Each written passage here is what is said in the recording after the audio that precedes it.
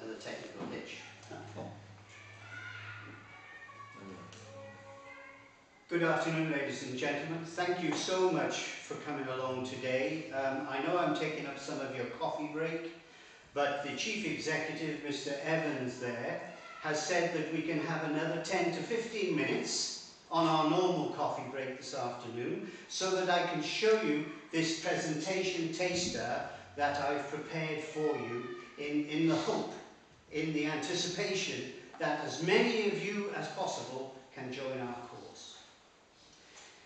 Just to give you some background, the company have spent a lot of money with my company preparing a presentation that we're going to give to new clients and some of our older clients.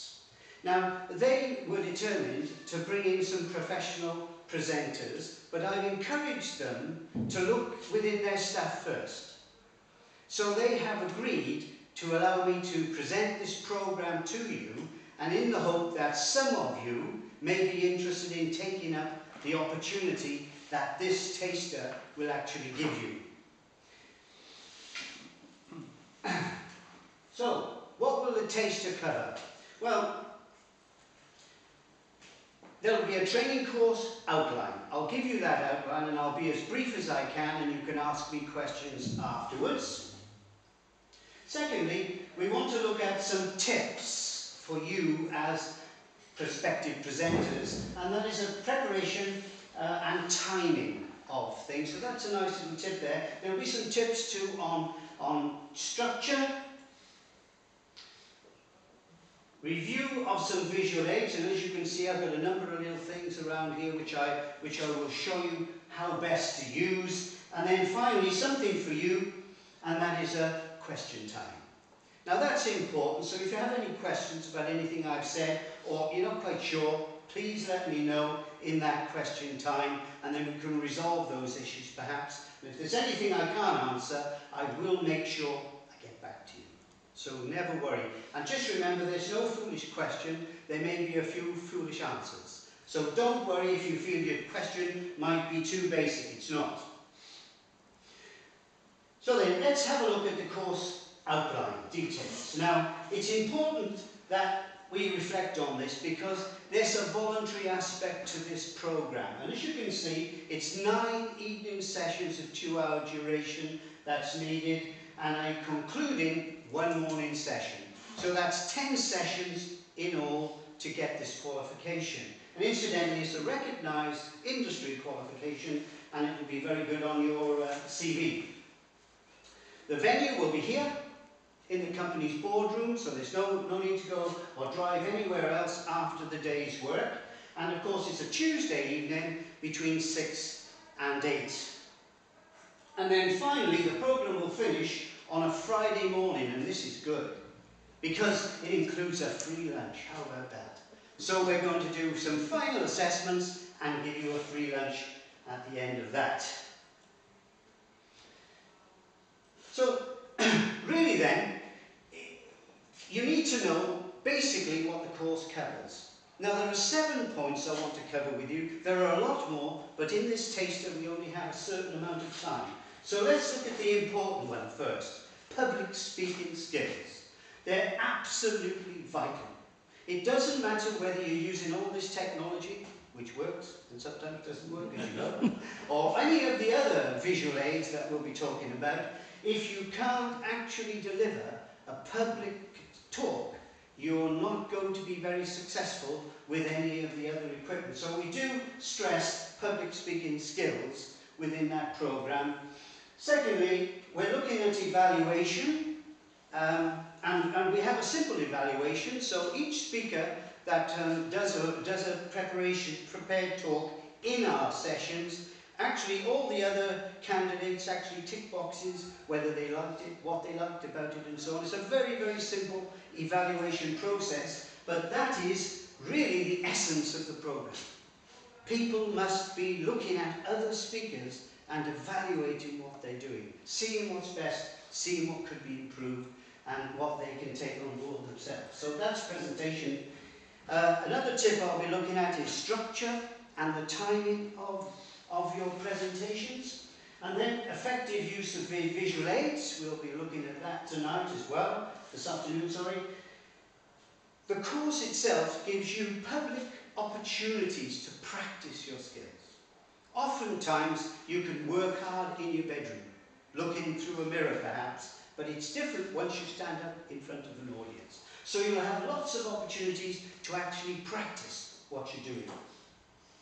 Use of the microphone will be involved in that session too, and also effective question answering techniques, because these people will be going out to businesses and therefore they will receive questions. So the ability to be able to receive questions and answer them effectively is most important. So I guess now really we need to see what's expected of you. Now I touched on the fact that the company are actually paying for this training. They're paying for our company to deliver this program, but they're asking you to provide your time voluntarily, especially in those first 9 sessions. Right? So there is a voluntary commitment on you to complete the course. So if you want to enroll, and I hope you will this evening, I want you to have that full commitment. So there's just an additional thing to that commitment, which some people don't like, and that is homework. So there are some assignments that you will have to do, and they won't be very difficult.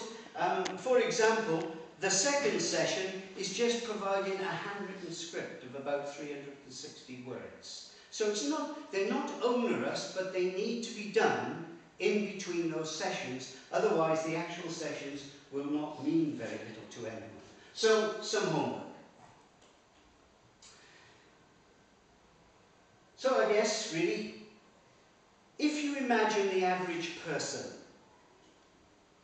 and they're asked to do a speech, or they're invited to come up and share their views with someone else. If they're not used to speaking, what happens? The palms might begin to sweat. The heart might begin to beat. They start to get a dry mouth, and they start to really panic, don't they? And of course, pulling their hair out, as you can see in the case of this illustration. Now that's what happens to people. Now I need to ask you a question. Why does that happen to people? Anybody like to give me a reason why people feel that trepidation? Fear. Fear. Fear, absolutely. So fear. Now I'm not going to try to minimize fear, but what I'm going to try to do tonight is to make you feel a little more analytical about it. You may be sitting there thinking, I can't do this 9-week course, it's too much. I certainly couldn't stand up before people. We don't expect you to do that. Because every skill in public speaking, every skill in presentation is learned. Have you ever known of a baby born with a microphone? Anybody? No, of course not. So we can all learn these skills, and we can all hone these skills. But a very famous presentation expert in America called Zig Ziglar analysed this process of fear, and I just want to share that with you, and I think you'll see it makes a little bit more sense. So he said it was the false expectation about reality. That's what he regarded fear. So what we're going to try to do is say to you, what's the worst that the audience can do to you? Well, I've been speaking for many years, and I've only ever had one heckler in one of my programs in all those years, and he was drunk, and he was in the wrong room. So please, just be proportional about that fear, and remember that the program is there really to dash that fear and to make you more confident in what you're doing.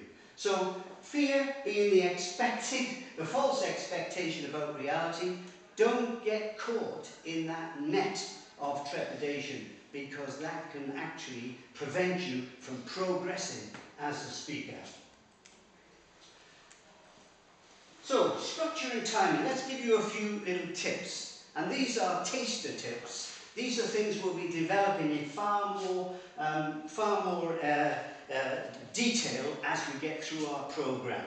So first of all, we all know if you're going to give a talk of any sort, you're going to have an introduction. Seems basic. Then you're going to have the main body of whatever you're doing. And then, of course, finally, you're going to conclude with whatever point you are making. Now, some research has been done on this, and our company tend to believe this, that approximately 10% of your presentation is on your introduction. The main body takes up 3/4, 75% of that presentation, and then finally, you usually have 15% to take up the conclusion. So to make that make a little sense to you, if perhaps you were doing a 3-minute talk, then your introduction would take about 18 seconds. The main body would be developed in just over 2 minutes, 2 minutes 15 seconds, and then finally you would have 27 seconds to conclude that 3-minute talk. Now if you take more from one section than the other, you're robbing the other one. So you can have a long introduction and not have enough time to develop your theme or to get to a conclusion.